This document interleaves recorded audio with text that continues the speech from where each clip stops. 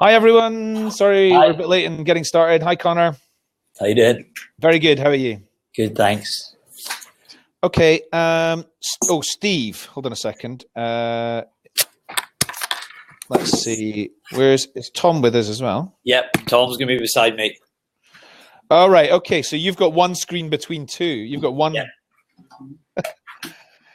Okay, cool. So we've got, let's see. There he is, the talent content guy himself. Steve. Hello. Right. Hi. How you? Yeah. Yep. Good. Nothing like a last minute Candidate.ID talent talk.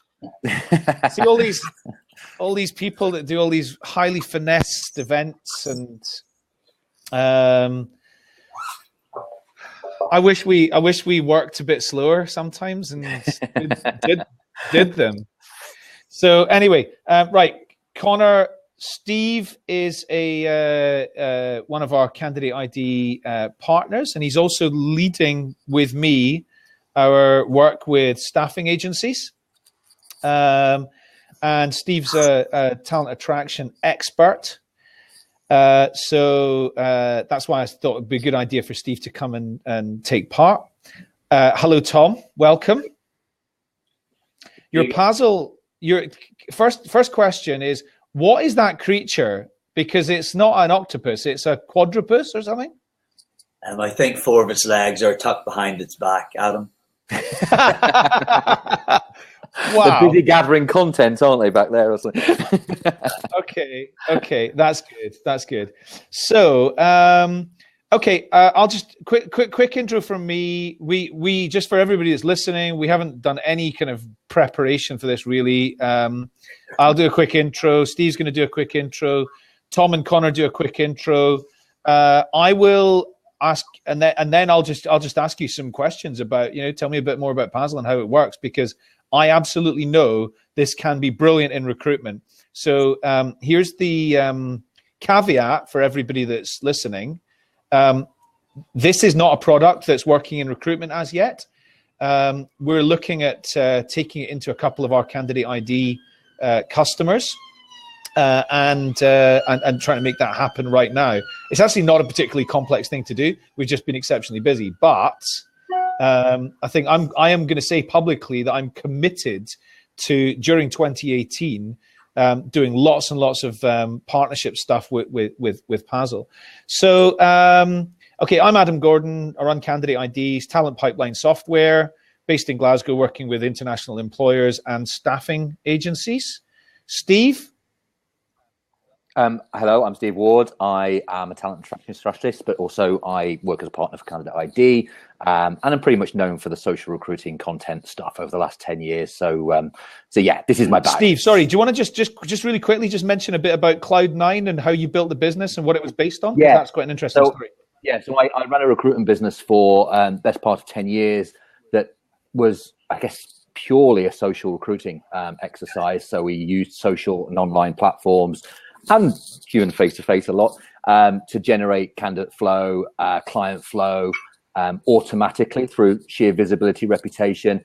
And obviously a cornerstone of that was the kind of content that we created. So my first employee was not a recruiter, it was a community manager, as we used to call them back in the day. Don't really call them community managers anymore, but basically a social media manager who wrote content because that was the bedrock of how we exhibited our knowledge and expertise in the marketplace and our integration into the marketplace. So it was crucial as to how we operated. And those were in the days when there was no technology to automate all this stuff for you. Did you watch The Apprentice this week? I avoid it like the plague, but I've heard plenty. Yeah, so it's just another standard recruitment agency guy wanting to set up a recruitment agency. What's your USP? I'm the USP. I know my market really well, and cybersecurity is a great place to be recruiting. Ask Steve Ward. Steve Ward, what's your USP with Cloud9? Well, our USP is we don't sell anything to anybody. We just share brilliant content, and people want to talk to us. And we intimately know the latest shenanigans of what's going on in the industry. So if you employ people who are on the pulse of the industry you serve and are part of that conversation and are producing content to support that knowledge, i.e. feeding the industry rather than feeding off it, then it positions you pretty well as a service provider for the industry. Okay, massively. Actually, I never liked calling us a service provider. We were leaders in the industry rather than followers. So they needed us. Now, Steve, one other quick question for you. What's on that picture behind you? I have no bloody idea. It's just some kind of artistic thing that just looks not too bad on a wall. Why did it look like something? It's not a squid. Did your mum put it there for you? Yeah. Do you know what? This isn't my rented accommodation, and I frankly never changed the photos they put on the wall. So yeah, they've not offended me today. So I'm sticking with them. Multiple homes, you see. Okay, so the stars of the show. I'm just going to give a quick. So I met the guys from Passle earlier this year, and I can't remember who introduced us, but the only thing that I thought, Connor and I connected on LinkedIn, and I immediately recognized the name Passle because one of our mutual clients, Grant Thornton, had talked to me about Passle and been using it. And I wanted to go and have a conversation with the guys and find out a bit more. And immediately I thought, this has got a brilliant, brilliant application in recruitment. And as with Candidate.ID, our kind of main mission is to take the very best technologies from mainstream sales and marketing and apply them to recruiting. And I just thought Passle's excellent, and we'd love to help the guys to do a lot more in recruitment. So, do you guys want to just give a bit of your backstory, and Tom, like what you did before Passle, including what you did before Passle, and just tell us a bit more about Passle and what it does, and then let's have a bit of a conversation about the application to recruitment. So when the idea for it came from a previous business that both of us worked at, actually, where we did customized payment cards. So that's putting cats and dogs on your Barclays card. In fact, I can actually show you that right now. One of these things, you may have seen them. Is that your kids? There you are. There's some kids in a bed. Yeah. We thought it was going to be, I thought it was small business logos, and so like small businesses would be cool, but actually it's just cats and dogs and babies. So there we are. And we had these banks all over the world who did it. And we had to try and influence the people in those firms, Omaha, Nebraska, and, all over America or whatever. So what's the number on the back? Very good. Thank you, Mark. 831. Very good. And so what we tried to do is have we knew a lot about customization, and we knew a lot about financial services and about the intersection of those two things. And we had bases in 3 locations around the world, in New York and Auckland and in London. And so we'd pick up intelligence about how that world worked in, say, South Korea, and feed it back. What we wanted to do was get the information from, say, South Korea on how they were doing customization, and deliver it back to the people in Northampton for Barclays, for example. So we tried to have a blog, and it was a total disaster, without unmitigated disaster, because nobody had the time, and everyone got back on their airplanes and flew back to see their people. We tried to have a newsletter, and the same thing happened. So we thought, this is an interesting, why can't we do this very simple task? And that's kind of where Passle came from. We actually outsourced it as well. So we got an ex-FT journalist who wrote this beautiful content to write it for us, but he just didn't know what we knew about this incredibly niche thing that we worked in. And so when we sold that business back in 2012, we thought there must be other organizations who have the same problem, which was getting the knowledge and expertise out of the heads of the busy experts within their business and in front of their key prospects and clients. So we thought, are there other companies that have the same problem? And it turns out that everyone we speak to has this exact same problem, from one-man bands all the way up to Deloitte and McKinsey's. Yeah. Okay, so tell us about, what's Passle now? How does it work?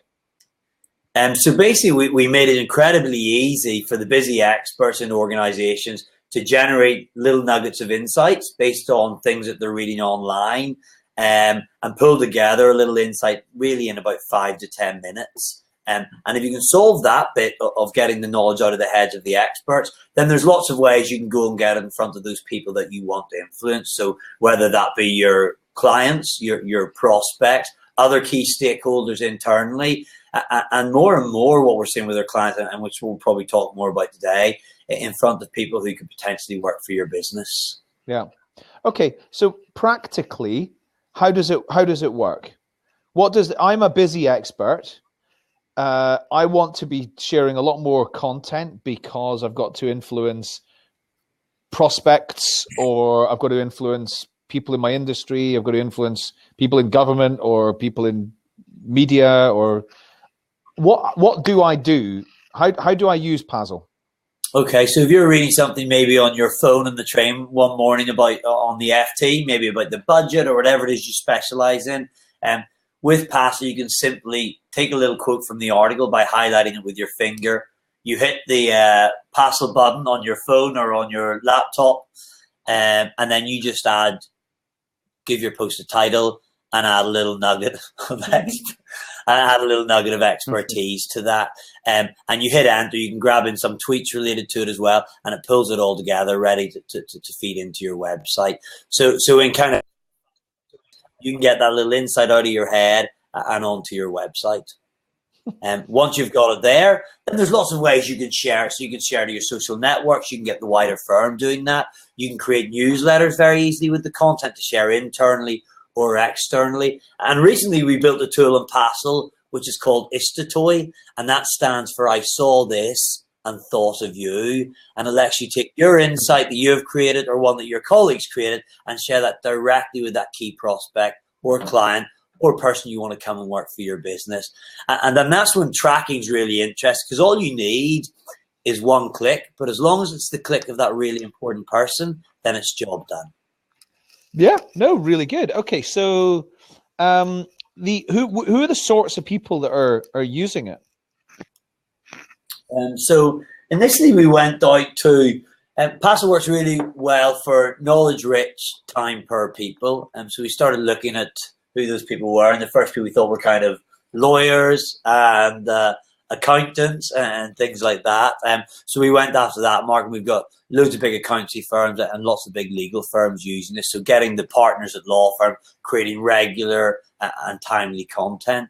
And what was interesting, almost from the start, and we didn't really pay too much attention from it. It's interesting you mentioned Grant Thornton, because the head of tax in Australia, he sent us a quote a couple of months after launching with Passle a couple of years ago from their recruitment agency. And I'm reading it here. It said, "We love seeing you guys out on social media as it gives us another way to present the great things you do." So we realized from this quote that actually, and we get lots of this all the time, people saying this is helping us attract better talent by getting our experts and our senior leaders in our organizations out there on the social networks, creating regular content.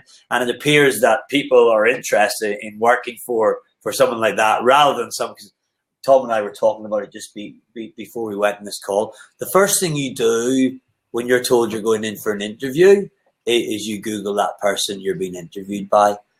So you can either go to a LinkedIn page where there's no profile and they've got 3 connections, or you can go to a LinkedIn page where they've got 500 plus connections, lots of content, lots of stuff out in social network, and you can see what motivates this person, what interests this person.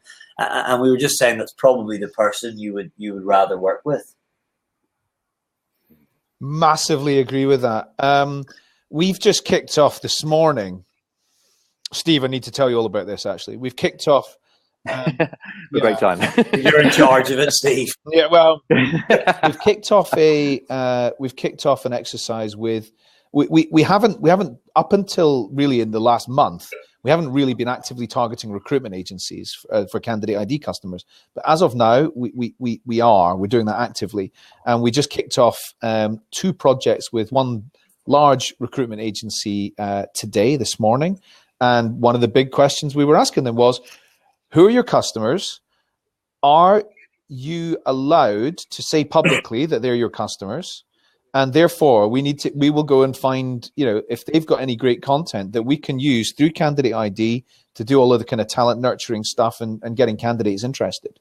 So, the worst thing that can happen is that a candidate gets told you're going for an interview with Sarah Smith, and then the person Googles Sarah Smith and finds nothing, doesn't have a clue what this person's professional interests are, doesn't have a clue what this person's passionate about, can't find them on LinkedIn, can't find them on Facebook, can't find them on Match.com, and don't know anything about them. And it's just not ideal. Whereas if they can find out a lot more great information about somebody, then it's going to make it a much more informed activity. Going in for the research is going to make them much more informed, so that they're going to be able to go into that interview much more bright-eyed and bushy-tailed and knowing what this person's all about, and actually potentially opting out if they feel this person is somebody that actually they don't agree with. Steve, can you tell us a bit about what you did with that digital agency earlier this year? Because that was really interesting. And this absolutely encapsulates that very point, because I was doing a project for a content marketing agency. So, I mean, technically it should be the bomb at content marketing. And they are for B2B brands like Xerox and Salesforce and Sprinkler and things like that. Over the long, so B2B tech, it's kind of long sales period kind of stuff. And they're great at that kind of stuff. But when I went in to go and help them, what was evident is that nobody really knew much about the company or the people inside the organization, other than the leader, one of the co-founders, who had a quite good profile actually, but all the content kind of came out the same guy. All the voice of the company came through him and him alone, and whatever was on their website, which was kind of not the best website. It was okay. It wasn't great.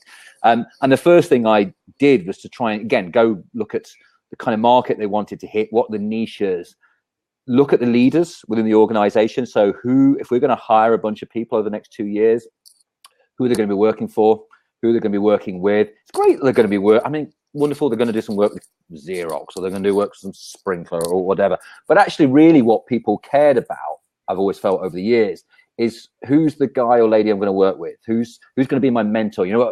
10 years of running a recruitment agency at Cloud9, and I'm sure it's more so than in the previous part, the thing that people aspired to the most when we asked them what they want from their next role, because it was a progressive industry, they wanted a mentor, they wanted mentorship, they wanted to grow in their capability and knowledge. It was the most common thing that was used.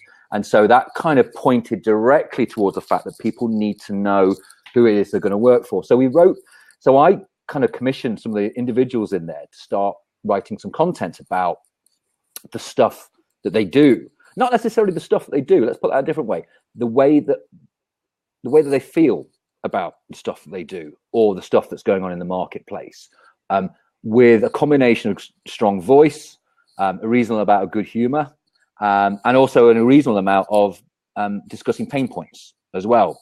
Because what we identified is in the certain niche tranches that they were needing talent within, if you give a very tepid bit of nothingness out to the market, or post something out to the market but don't really add any substance to it or voice to it, it had zero impact. And so what we worked with was 4 of the leaders of each of the 4 divisions within the company. I got them to either write a post or me to ask them questions so we could package a post to put them square in front, talking about things that people that they would hire or what they'd want to hire would go, that thing, yeah, I agree with you about that thing, or I totally disagree with you about that thing. And they wanted to divide opinion. And what that did is it meant that we targeted people who were very, very specific for those specific roles with content that was personally specific to them and their needs and interests in their professional existence by the person they would potentially be working for in that organization. And that meant that people could say, rather than just say, let's look at a job spec, what people would come back and kind of say is, I want to work with that lady, or I want to work with that guy because I love what they've got to say about this, et cetera, et cetera. And that brought hires, and it didn't bring mass volume, which is what we didn't want to do because we didn't have a recruitment function. So we didn't want to bring volume. We wanted to bring vertically narrow channels of talent groups and attracts very specific people. And it worked ridiculously. I mean, one blog, for example, only had eight applications, even though it wasn't a blog that said we're hiring. It was a content piece, but it just said at the bottom, hey, if you agree with Doug, you may want to come and join us. And that 8 people responded. And I was thrilled with that. Most people had said they'd want 80 or 800. We got 8 people, but we interviewed 6 and hired 4 of them because, of course, they were the right people who agreed with the leader, liked what he had to say, obviously had read the content sufficiently well enough and smart enough to know that they were the right kind of people, and therefore voted with their feet and said, I want to work with this guy. And of course, there was a mutual... This blog was effectively an alternative to a job description. Yeah, we didn't use job descriptions. No, we didn't want to... Or job ads. We didn't use job ads because... Sorry, yeah, alternative to a job ad. Because everybody else does job ads. So what's the point in doing job ads? How do you differentiate yourself? Every job ad pretty much looks the same. Writing content about the subject area in which you will be likely most passionate about, and certainly the key people inside the organization are happy about, directs it precisely down to the people who you'd want to hire because they agree with you, or they get it, or they are technically proficient and or have the same pain points. Spearfishing. And I think that's what we call spearfishing, isn't it, in Candidate.ID land? Yeah. But it is, and it works like that because one blog, which was about marketing automation, only had 178 views.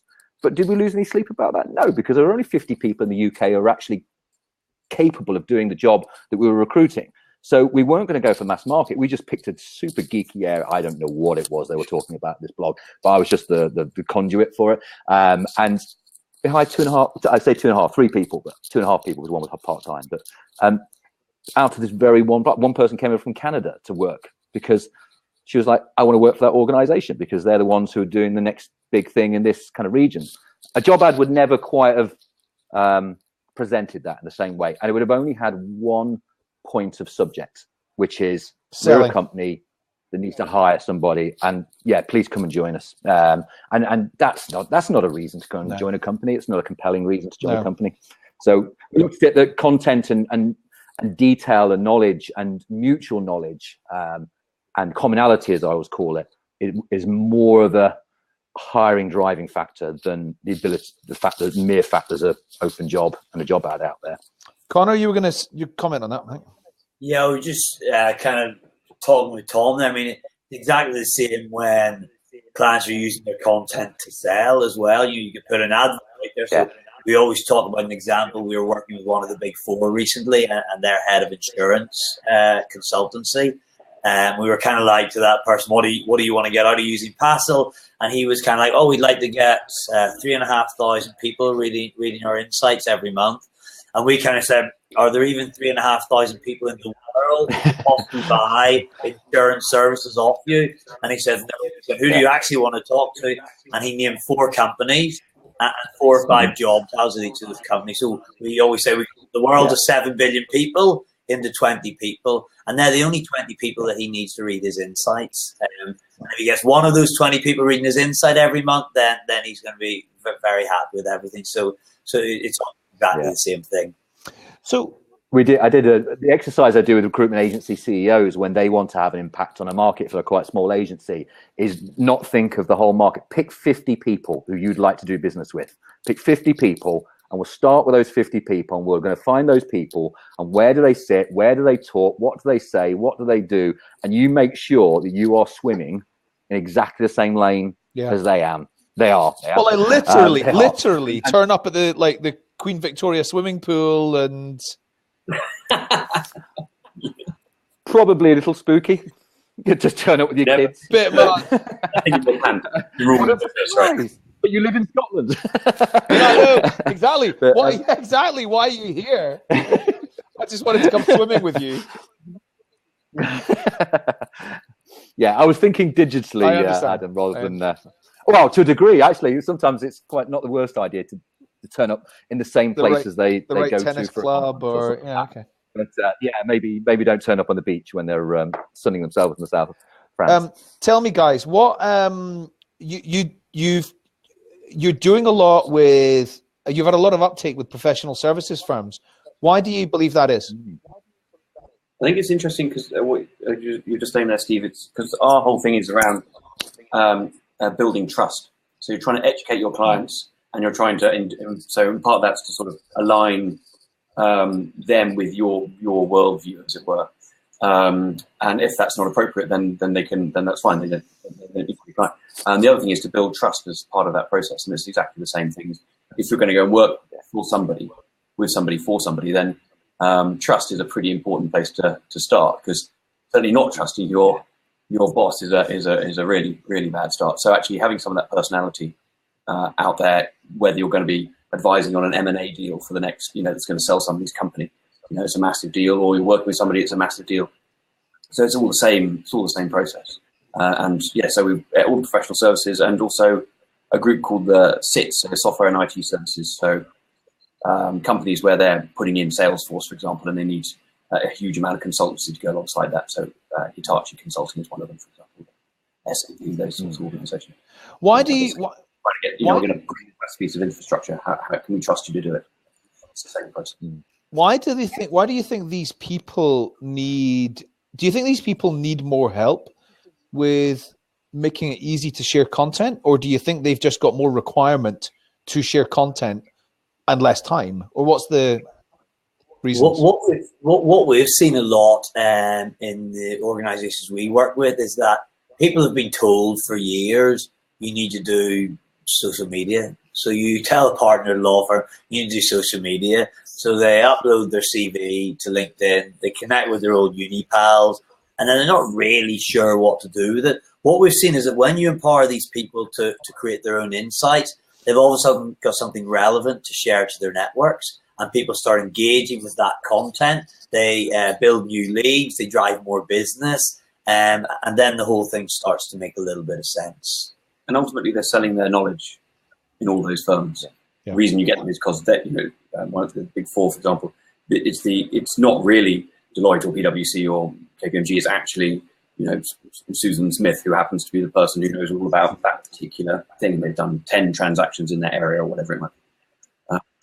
And an important point to this as well is that, particularly in recruitment agency land, which is obviously an area obviously I know very well, people are scared of writing content, and they forget that curating content is, if anything, better, frankly, because the quality of the content is probably going to be better as well. So I think it's that realization that for a lot of people, they don't have to be writers the whole time to create content. It's using content that's out there. We used to, at Cloud9, we ran a couple of conferences in the social TV industry, which is a very specific area of social media. And because it was a new thing at the time, we used a thing that was back in the day very similar to Passle called Scoop It, as a form of gathering content about this new subject area online. And I was, having a look at your thing, got like some similar features to it. And it was the same, but it's the sort of thing you can use Passle for, is to see what's out there, pick content and use it. And we used to plug in we find the news in the morning. We find 3 or 4 pieces of content in the morning that were the breaking news, often coming out of America from social TV. So it was stuff that had arrived kind of the previous evening. And we put that content out, and we schedule the content to go out through the social channels and that kind of stuff over the course of the day. So that, because I only employed somebody part-time to work on that conference, but it made us appear as knowledgeable as can be in an industry where we had very little traction, because it was such a new niche area. But the combination of reading that content and sharing that content allowed us to be far more knowledgeable in ourselves to start with. But it was an education piece for the industry that we wanted to build that attraction and trust with. So it was, So I think the curation bit is really important to remember, that I think people are scared of writing stuff. So we always say about our guys, they're all these very bright people. The average user of our software has got 2 degrees, and sometimes plenty more. And the trouble is that they're bright enough to know that they don't know everything. So they suffer really badly from being found out, like somebody's going to catch them out and suddenly. So we have to, that whole process about encouraging them to do it. We gamify it, we have competitions, all that sort of stuff. Make it kind of fun. So instead of competing, it's that whole thing about putting things on the web and then feeling a bit scared that it's going to, people are going to be laughing about them in the dark. So I spent I spent 3 years at PwC, and so I am the reason that I probably didn't spend longer at PwC is because I am the absolute opposite of those people who are procrastinating in case somebody has got a problem with whether it should have been a colon or a semicolon, and so yeah, not the right kind of environment for me. But it means that it's just not natural for people like that. Here's where I think, and I'm going to say it again, I think you have got a bigger, more mainstream, much bigger opportunity in recruitment than in helping people to be use social media in the way you do, because I massively understand why accountancy firms and law firms are picking up on Passle, because the partners don't have time to do business development or marketing, but they have to do business development or marketing. Take that into a recruitment context. Every single hiring manager has got, or almost every single hiring manager has got a requirement to be visible, to be a hero, to be somebody that candidates will want to work for, and probably has got no natural skills around creating and sharing content. So sorry, I didn't mean it in the way that I just said, which is I think you're doing things wrong. I don't mean that at all. What I mean is if you go into any organization, there will be a large number of people who have got a hiring requirement, whereas in say a law firm, the people that need to use Passle for distributing content are going to be limited to the content. The partners, effectively, the people that are selling. Whereas from a recruitment perspective, all the partners need to be selling, as does the IT director and the finance director and the marketing director and the procurement director, and every single one of them has got to be doing this. Steve, you've got a big. Mark. I'm conscious that Mark's put a comment up here, which I'm going to come on to in a second because this is bang on correct. But Steve, I know that you've got some thoughts around getting hiring managers out more visible. I mean, do you believe that they've got the same challenges that say a partner in a accountancy firm or a law firm has got around basically being visible? Yeah, I think there is. Well, I don't think it's not natural for most people in most roles to consider that their brand effectively, and I kind of hate that phrase a little bit, that personal brand thing, but their brand is really important, not just in recruitment, but just in the overall professional visibility of the company.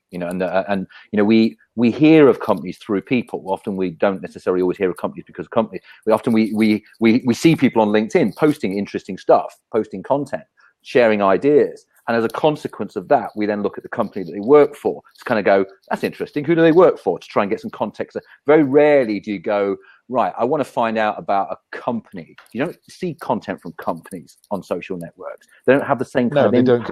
Because it's normally marketing. It's normally marketing.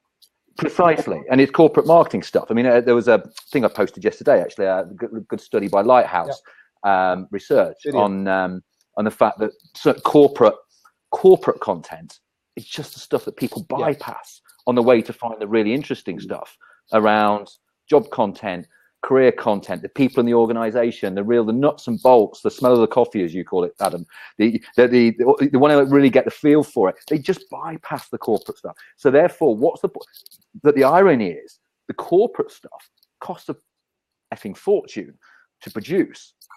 But it's the real content is the one that costs very little. And actually, it's more natural. This is specifically for recruitment, of course.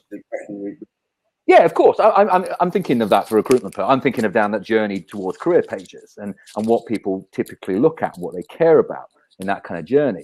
And the reality is, there's no, you have to get past this kind of guffy video with green sleeves in the background to get to the thing that you want to really find out about, which is, I think actually the study said that I think it's only 2.5% of people actually who visit a site actually look at the corporate video on a site.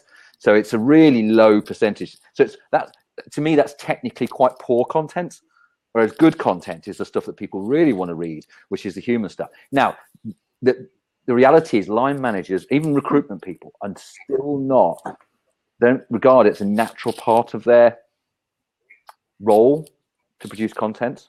It's not in their job spec. Their boss never asked them to do it. So I think it's a bit of a re-education piece about the impact that can happen because of content. And I think that's where the problem lies, particularly in recruitment, is the fear of no impact from recruitment.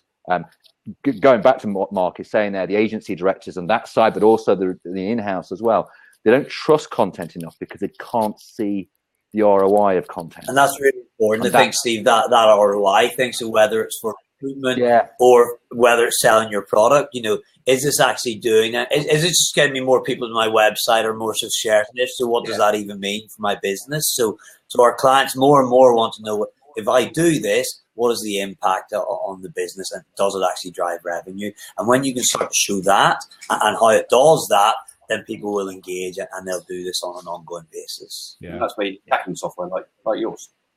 Yeah, absolutely. That's what I was just going to say, because when you can track, as in response to Mark's point, when you can track exactly which prospects or which candidates are looking at your content, and then go straight from there to making contact with one of your consultants, for example, then that is much, much more powerful. And that is actually, on your point here, agencies are addicted to quick wins.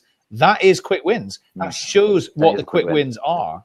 So the combination of using something like Passle to make the distribution of content easy with Candidate.ID, so you're able to track everything to the nth degree and measure everything to the nth degree, you can absolutely identify what those quick wins are. And there was one, Steve will smile at this, where there was a guy in a recruitment agency, big recruitment agency in the USA, made contact with me a couple of days ago. He said they make between 50 and 70 placements every month, IT candidates. Now, that's a huge amount of money that they're making. And he thought that our $4,000 a month software fee was a lot of money. And I'm like, this is absolutely going to help you place more people every single month. So, and he was just considering it in the context of a database type software, but when you can measure that, it's really, really powerful.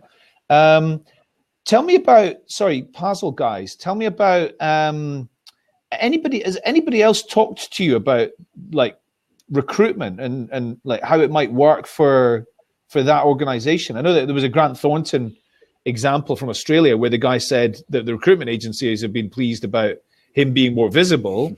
Has anybody else, any of your existing customers, like come to you to talk about it, or not really? Quite a few agencies. So a few agencies and a few people more recently have said that you guys should be kind of talking to HR as well, because a lot of these big firms always have a big graduate theme to them, so they're always trying to hire the latest new talent, and just HR in general. But we've done little of it because you're busy.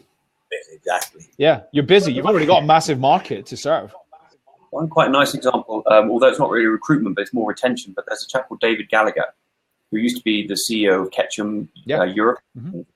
Yes. And then he got promoted, poor chap. So he's now president of Overby PR. Omnicom. So apologies. Completely different network. Into the O. What he does is he writes his content, but it's all written around what the youngsters inside his organization would be interested in, his career and what he learned. When I was 20, I did this, and when I was 30, I did that, and just how their career has progressed and what. Brilliant. It's just really, and he's a really interesting guy, really charismatic. So almost about talent retention more as much as anything then, as well, which is equally important. So this is getting shared on social media. Huge. Yeah, it's external as well, but it's doing the same thing. It is attracting people to that organization as much as it is inspiring people that already work for them. And in fact, that's a very, very vital point for hiring managers. They need to be thinking about it, not just the potential candidates that they're inspiring to want to come and work for them. They, in a reverse of what you just said, they're often not doing this, thinking about, if I'm perceived as a thought leader outside of my organization and I'm leading conversation about the subjects that we specialize in, then the people that already work for me, they should want to keep working for me because they know that they'll learn more from me. Yeah, absolutely. Great stuff. Okay, just as you guys know, this topic is really exciting for me, and the fact that you guys make it so easy to do it. If I was talent acquisition director anywhere or HR director anywhere, I would have every hiring manager in my business using Passle and signed up to a charter whereby they're posting at least one thing every 2 or 3 days. I think that it's something that I'm excited about. Hopefully, finally working with you guys more officially in 2018. And so, I just want to say thanks very much for taking the time to come on and share a little bit more about Passle. And Steve, thank you very much for taking the time, as always, to come and contribute to our discussion. And my pleasure. Everybody, I think this might be our last Talent Talk for 2017. So thanks to the people who have joined in, and look forward to picking up again in January. And have a brilliant festive season, everybody. Cheers. Thanks for having us. Thank you, guys. Take care. Bye. Thank you very much. Bye-bye.